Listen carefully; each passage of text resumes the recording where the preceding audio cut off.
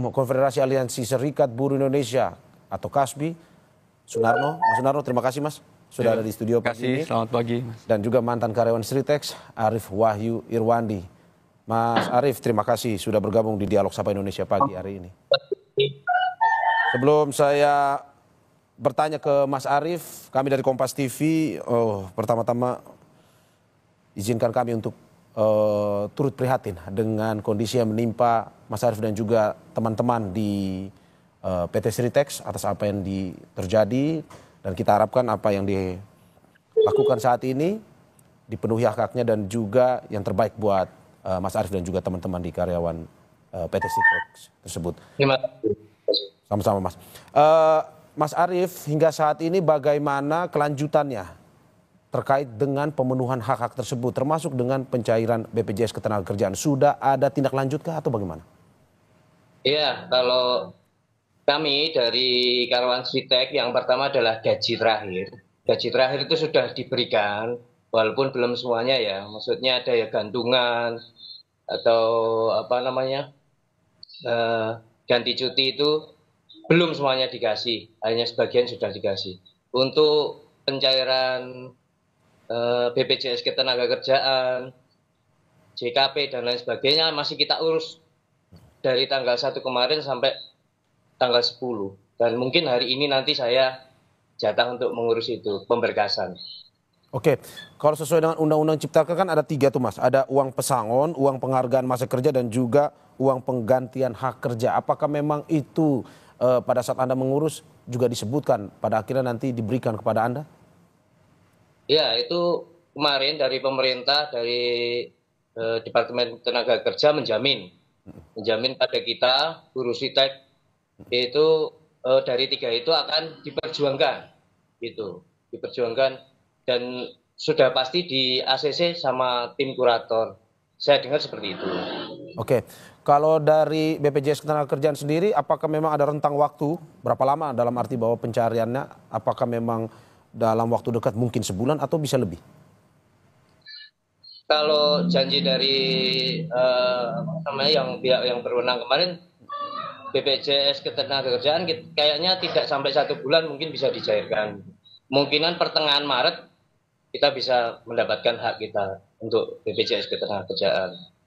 Oke, berarti sebelum 1 bulan ini, di pertengahan Maret sudah akan langsung dicairkan ya Mas ya? Ya. Oke. Janji pemerintah itu. Oke, dalam waktu hingga dari saat ini hingga nanti masa pencairan, bagaimana Anda dan juga mungkin cerita teman-teman di karyawan Sritex sendiri mencoba menghidupi sehari-hari ini sambil menunggu pencairan dari BPJS Ketenagakerjaan?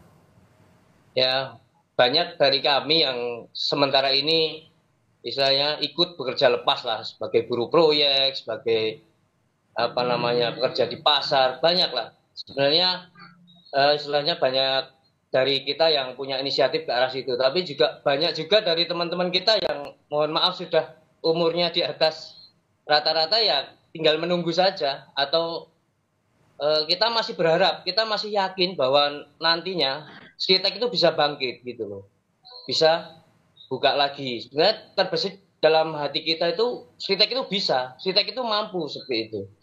Cuma kita masih menunggu, kebanyakan dari teman-teman seperti itu.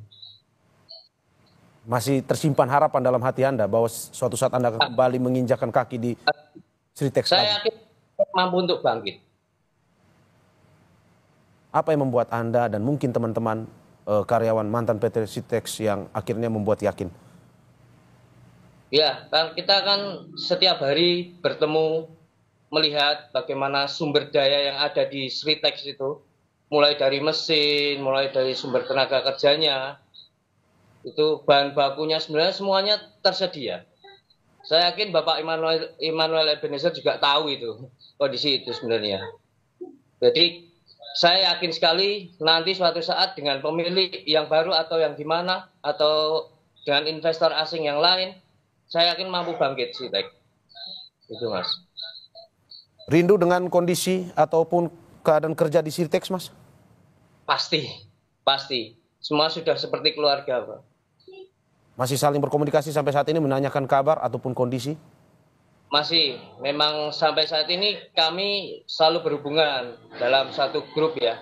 Ya. Jadi dari banyak grup mengkomunikasikan tentang lowongan pekerjaan, kegiatan sehari-hari, kemudian informasi dari perusahaan tentang jadwal pengurusan, berkas-berkas seperti itu masih, komunikasi masih tetap berjalan. Ada cerita miris apa mungkin yang bisa Anda bagikan kepada kita dalam arti bahwa seperti tadi Anda bilang ada yang umurnya sudah atas Anda. Kalau Ya, kita sedih ya, kita di PHK ketika menjelang bulan Ramadan. Otomatis kita mempersiapkan untuk persiapan Lebaran. Itu banyak sekali dari rekan-rekan kita yang mau menikah nantinya di setelah Lebaran. Ada teman-teman yang anaknya masih kecil-kecil, butuh biaya sekolah, butuh semuanya lah. Sedangkan di bulan ini dipastikan kebutuhan pokok itu pasti ada kenaikan. Kebutuhan misalnya apa untuk sandang itu pasti ada kenaikan, dan itu dibutuhkan untuk Lebaran nanti, hari raya nanti gitu. Jadi nggak cuma saya, semuanya pasti mengalami itu, sedih itu. seberapa terdampak di keluarga Anda dalam arti bahwa ini ada PHK terjadi, walaupun memang pada pertengahan bulan nanti akan ada BPJS Ketenagakerjaan akan mencairkan itu, tapi seberapa terdampak di keluarga Anda selama sisa-sisa hari ini menunggu pencairan? Ya, kalau di keluarga kami sudah dari 4 bulan yang lalu kita sudah mempersiapkan diri untuk hal yang terburuk. Jadi kemungkinan nggak terlalu terdampak. Ya. Kita sudah mempersiapkan semuanya. Jadi sudah. Tapi banyak dari teman-teman kan yang belum siap dengan ini. Gitu. Oke, saya ke Pak Wamen. Pak Wamen, bagaimana melihat bahwa ini tindak lanjutan? Tadi Mas Arief sendiri sudah mengatakan bahwa para pekerja menunggu hingga pertengahan bulan Maret, bahwa sudah ada janji dari BPJS Ketenagakerjaan untuk mencairkan apapun yang menjadi hak dari para pekerja atau mantan pekerja di Sritex tersebut. Bagaimana pemerintah mengawal ini agar betul harapan di tengah bulan ini mereka bisa akhirnya mendapatkan apa yang menjadi hak mereka, Pak Wamen? Ya, pertama-tama ya kita turut prihatin dulu ya dengan kejadian yang menimpa kawan-kawan pekerja atau buruh Sritex. Yang pasti pemerintah kan tidak tinggal diam. Itu kedua, ketiga, soal menjamin hak-hak kawan-kawan buruh dan pekerja Sritex itu sudah menjadi prioritas kita, dan itu sudah di atas meja kita. Dan itu kita lakukan tidak dengan diam dan apa. Banyak sekali tindakan-tindakan sudah kita lakukan, dan Mas Arief ini ngerti sekali lah bagaimana apa yang sudah kita lakukan ke Sritex. Sebelum kawan-kawan Sritex ini kan